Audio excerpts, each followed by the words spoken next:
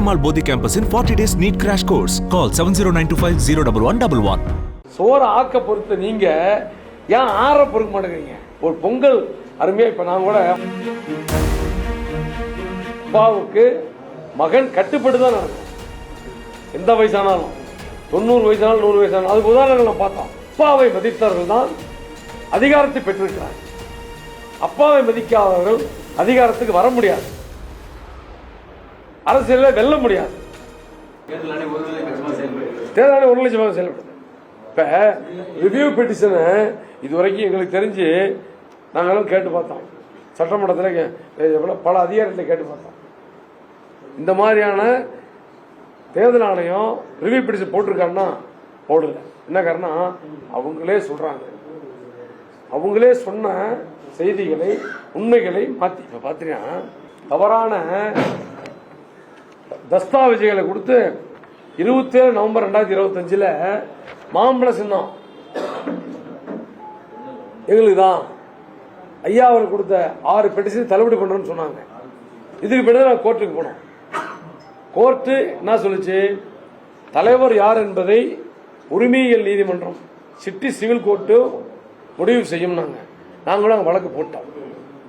அதுவரையிலே தலைவர் யாரும் இல்லை என்பதை அந்த 4ஆம் தேதி 12வது மாதத்தினுடைய தீர்ப்பு தெளிவுபடுத்தியிருக்கிறது.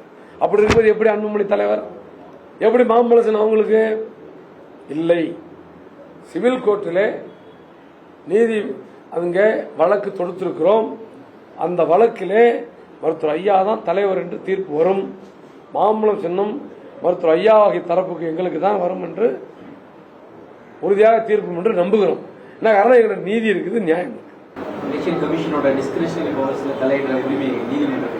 எலெக்ஷன் கமிஷனே சொல்லிடுச்சுங்க. எலெக்ஷன் கமிஷன் என்ன சொல்லிருக்குன்னா, இந்த பாட்டாளி மக்கள் விவகாரத்தில் தலையிடுவதற்கு எங்களுக்கு உரிமை இல்லைன்னு சொல்லி வருது. சரி, நாங்க அதை எப்படி சொல்லுவோம்? அதை எப்படி சொல்ல முடியும்? இன்னைக்கு நீ சொல்லிவிட்டு நாளைக்கு மாற்றி சொல்லியா? அந்த டிஸ்கிரிப்ஷன் பவர்ல உனக்கு அதிகாரம் இல்லைன்னு நீ சொல்லிட்ட. இல்லை என்று சொல்வது இல்லைதான் அப்படின்னு நீதிமன்றம் சொல்லிடுச்சு. மறுவாய் ஏத்துக்கலையே, மறுவாய் தள்ளுபடி பண்ணிட்டாங்க, டிஸ்மிஸ் பண்ணிட்டாங்க. உள்நோக்கம், அதிகாரம், பணம், மற்ற என்ன வேணாலும் இருக்கலாம். ஒன்று வச்சுங்க, அன்புமணி நம் மத்திய அமைச்சரவையில் பங்கேற்றவர். அவருக்கு அந்த அறிமுகம் அதிகார வர்க்கத்தோடு சிலரோடு இருக்கலாம். அதை வச்சு அவரு விலை பேசி இருக்கலாம், அன்பை பரிமாறி இருக்கலாம், வேற ஏதாச்சும் கொடுத்து அந்த தேர்தல் ஆணையத்தை வளைச்சிருக்கலாம். அப்படிங்கிறதான் சிலர் உங்களை மாதிரி பத்திரிகையாளர்கள் நண்பர்களும் சொல்லுகிறாங்க. நான் சொல்லுகிறேன். எனவே இந்த எஸ்ஐஆர் விவகாரம் கொண்டு தேர்தல் ஆணையம் பாஜக கட்டுப்பாட்டில் தான் இருக்குன்னு சொல்றாங்க. அப்படி இருக்கும்போது பாஜக அன்புமணிக்கு உதவி பண்ணிட்டு நான் அதுக்குள்ள போக விரும்பல, யார் மேலே குற்றச்சாட்ட விரும்பல. தேர்தல் ஆணையத்தை நேரடியாக குற்றம் சாட்டுறது இல்ல. தேர்தல் ஆணையம் இந்த பாட்டாளி மக்கள் கட்சி விவகாரத்தில் முழுக்க அன்புமணிக்கு சாதகமாகத்தான் செயல்பட்டு கொண்டு இருக்கிறது. அது நேற்றும் வெளிப்பட்டிருக்கிறது. இருக்கு. அதான் சார், நீதிமன்றம் ஒத்துக்கலையே. தேர்தல் ஆணையத்துக்கு தான் அவங்க கொட்டு வச்சுட்டாங்களே. இல்ல ஒண்ணும் நாங்க நீதிமன்றம் தேவையில்லை.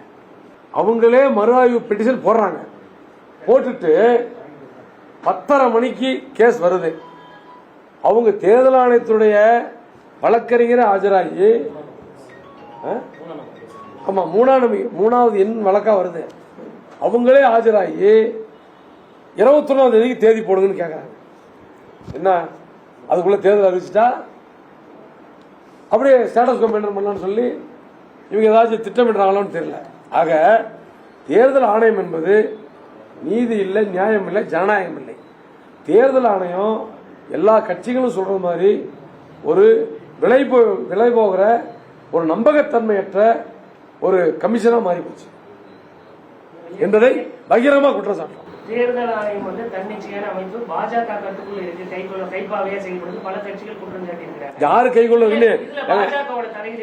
யாரு கைக்குள்ள இருக்குன்னு நான் சொல்ல விரும்பலீங்க. தேர்தல் ஆணையத்திட்ட நீதி இல்லை, நியாயம் இல்லை, நடுநிலைத்தன்மை இல்லை, நம்பகத்தன்மை இல்லை. நம்பகத்தன்மை இல்லை. இதை கண்டிச்சு நாங்க ஆர்ப்பாட்டம்லாம் டெல்லியில் ஆர்ப்பாட்டத்தை டெல்லி பண்ணுமே. டெல்லியில் நடத்திருக்கோம். 4ஆம் தேதி வந்து தேர்தல் ஆணையம் வைக்கிற தேர்தல் எப்படி செல்லுபடியாகும்? வழி இல்லையே. இது மக்கள் தான் சொல்லணும். மக்கள் தான் சொல்லணும். மக்கள் ஓட்டு போட்டா இப்ப மருத்துவர் ஐயா தான் பாட்டாளி கட்சி தலைவர்னு நினைச்சு மக்கள் அவர் யார் ஆதரிக்கிறாங்களோ அவங்கள தான் ஓட்டு போட போறாங்க. அன்றைக்கு எல்லாத்துக்கும் புரிஞ்சுக்க போறாங்க. பாஜக கூட்டணியில அணுகுமுறை இருக்கிறதுனால இப்படி தேர்தல் ஆணையம் செயல்படுதுன்னு நினைக்கிறீங்களா? அப்படியும் இருக்கலாம். நாம அது உறுதிப்பட சொல்ல முடியாது.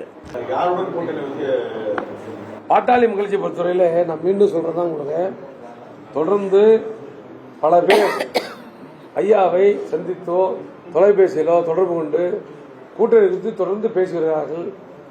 மிக விரைவில் நான் மீண்டும் சொல்றேன், சோற ஆக்க பொறுத்த நீங்க ஏன் ஆற பொறுக்க மாட்டேங்கிறீங்க? ஒரு பொங்கல் அருமையா, இப்ப நான் கூட ஒரு வரகு பொங்கல் தான் சாப்பிட்டேன். பொங்கலை இறக்கி எங்க அம்மா வச்சிருச்சு, நல்லா செஞ்சு இறக்கி வச்சாச்சு. அது கொஞ்ச நேரம் ஆறுனா சாப்பிட முடியும். கொதிக்க கொதிக்க நாக்கு வந்து போயிடும். அதெல்லாம் ஒண்ணு வச்சுங்க, பாட்டாளி மக்கள் கட்சி நிறுவனத்தில் மருத்துவர் ஐயா 46 ஆண்டுகள் அரசியலுக்கு வரலாற்றுக்கு சொந்தக்காரர். தமிழ்நாட்டில் அவருக்கு நிகரான சீனியாரிட்டியில நீ யாரும் இல்லை. அவரை கீழே தள்ளுறதோ அவர் தோக்கடிக்கிறதோ அது எதுவுமே பண்ண முடியாது.